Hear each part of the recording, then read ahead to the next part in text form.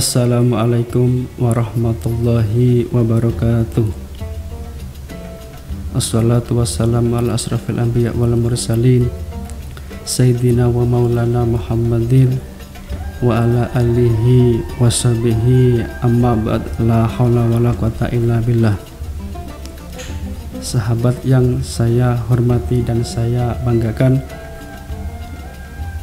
kali ini saya akan menyampaikan yaitu keutamaan menjaga silaturahim serta bagaimana cara bersilaturahmi. Sahabat yang berbahagia, menjalin silaturahmi antar umat Islam sangat diwajibkan oleh Allah Subhanahu wa taala. Keutamaan menjaga silaturahmi sangat bermanfaat dalam kehidupan dan kegiatan sehari-hari. Oleh sebab itu, silaturahmi yang baik haruslah selalu kita jalin. Dengan adanya silaturahmi, maka akan tercipta suatu hubungan yang baik, kerukunan akan terjalin dan suasana tentram tercipta saat bertemu satu sama lain. Selain itu, menjalin banyak keutamaan yang bisa didapatkan dengan terjalinnya silaturahim ini. Di dalam Al-Quran sudah dijelaskan terkait menjaga silaturahim. Dalam kita bersilaturahmi akan timbul rasa nyaman dan mendapatkan manfaat lainnya. Dalam Islam, silaturahmi juga dijadikan sebagai sarana untuk mendekatkan diri kepada Allah Subhanahu wa taala. Dengan adanya silaturahmi, maka bisa memperlakukan manusia dengan baik, yang mana sesuai dengan perintah Allah Subhanahu wa taala dalam Al-Qur'an surat An-Nisa ayat 36, yang artinya, sembahlah Allah dan janganlah kamu mempersekutukannya dengan sesuatu pun, dan berbuat baiklah kepada kedua orang tua, bapak ibu, karib, kerabat, anak-anak yatim, orang-orang miskin, tetangga yang dekat dan tetangga yang jauh, dan teman sejawat, ibnu sabil dan hamba sahaya. Sesungguhnya Allah tidak menyukai orang-orang yang sombong dan membangga-banggakan diri. An-Nisa 36. Sahabat yang dirahmati Allah Subhanahu wa taala, keutamaan silaturahim meliputi yang pertama yaitu menjadikan makhluk yang mulia. Terlebih bagi orang yang suka memutuskan tali silaturahmi, maka akan dianggap sebagai orang yang merusak kehidupan. Allah Subhanahu wa taala sangat tidak menyukai orang yang melakukan demikian. Yang selanjutnya yaitu menjaga kerukunan. Kerukunan dan keharmonisan sesama manusia akan membuat suasana lebih menyenangkan dan membuat komunikasi berjalan dengan baik.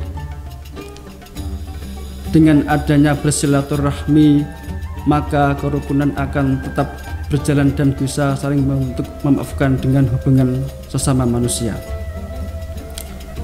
Manusia sendiri adalah tempatnya salah dan dosa, sehingga jika silaturahmi terjalin dengan baik, maka rasa minta maaf dan saling memaafkan akan terwujud dengan baik.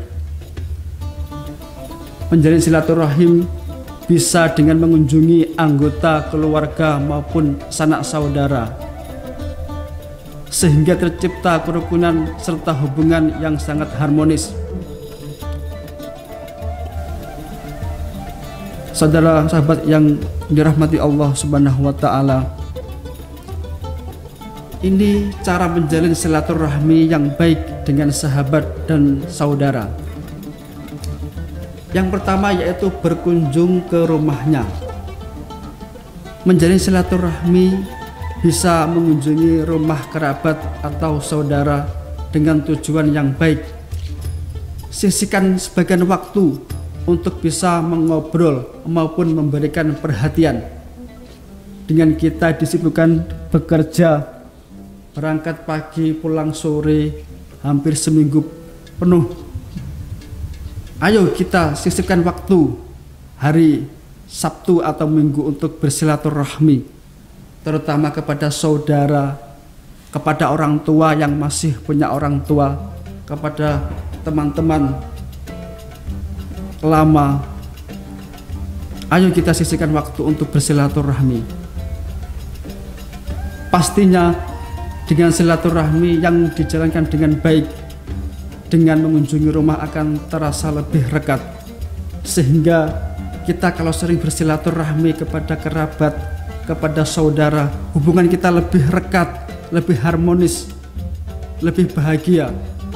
Karena kita sering berinteraksi, sering berkomunikasi, sehingga lebih memperluas rezeki kita, lebih mudah untuk menyelesaikan persoalan dan permasalahan. Akan tetapi untuk mengunjungi rumah saudara atau kerabat terdapat adab yang harus dijalani, seperti kunjungi saudara di waktu yang tepat, seperti sore hari atau beristirahat. Tentunya sahabat, kita untuk mengunjungi, untuk bersilaturahmi kepada saudara atau kerabat, kita juga paham waktunya. Kalau kita berkunjung waktu siang hari juga kurang bagus, karena waktunya istirahat. Kita berkunjung waktu bekerja itu juga kurang tepat, sehingga kita harus bisa memahami waktu kapan untuk kita bisa berkunjung bersilaturahmi kepada sanak saudara atau kerabat. Yang ketiga yaitu memenuhi undangannya. Datanglah ke rumahnya dalam memenuhi undangan seperti walimah, tasyakuran, undangan makan, dan lain-lain. Ini juga bagian dari silaturahim. Ketika kita di rumah ada undangan walimatul urus, ada undangan tahlil, ada undangan tasyakuran, dan lain sebagainya. Nabi sangat menganjurkan untuk memenuhi undangan yang diberikan, bahkan untuk orang yang sengaja tidak memenuhi undangan maka telah berbuat maksiat kepada Allah Subhanahu wa taala. Ini yang diingatkan oleh Nabi. Kecuali kita lagi sedang sakit atau memang benar-benar repot sehingga tidak bisa mengunjungi atau menghadiri undangan tersebut. Tetapi kalau kita bisa, itu haruslah untuk bisa menghadiri undangan tersebut agar lebih kuat rasa cinta kepada Allah dan Rasulullah Shallallahu Alaihi Wasallam. Sahabat yang berbahagia, yang keempat yaitu berkata yang baik. Bersilaturahmi dengan adat salah satunya adalah berkata kepada kebaikan, lantunkan kata-kata yang baik serta tidak pernah menggunakan kata-kata kasar. Orang yang diajak berbicara pastinya akan lebih senang saat hanya kata-kata baik saja yang keluar.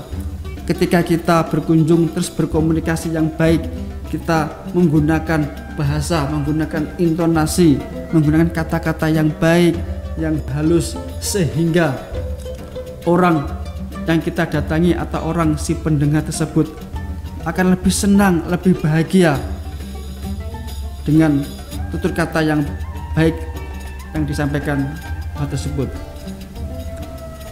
Yang kelima yaitu mengajak kepada perintah dan menjauhi larangan Allah Subhanahu wa taala. Cara ini adalah cara menjalin silaturahmi paling agung di hadapan Allah Subhanahu wa taala karena mampu membuat orang lain untuk taat kepada Allah Subhanahu wa taala. Jadi cara ini cara yang paling bagus, paling yang agung di hadapan Allah, yaitu mengajak untuk kebaikan, mengajak untuk melakukan perintah-perintah Allah dan menjauhi larangan-larangan oleh Allah Subhanahu wa taala. Yang terakhir yaitu bersedekah. Bagi yang berkecukupan dan ingin bersedekah, maka sarana untuk bisa bersilaturahmi adalah dengan sedekah. Jadi kita dengan punya saudara kerabat di luar daerah di luar provinsi kita tidak mampu untuk bersilaturahmi, kita mampu untuk bersedekah, kita punya kegiatan-kegiatan lain seperti panti asuhan, itu juga salah satu bersilaturahmi dan memberikan sedekah harta kita kepada panti asuhan atau yang lainnya. Selain itu, sedekah bisa membantu orang yang kesusahan serta mensucikan harta yang dimiliki. Hidup akan lebih tentram saat bisa berbagi dengan memiliki harta yang bersih.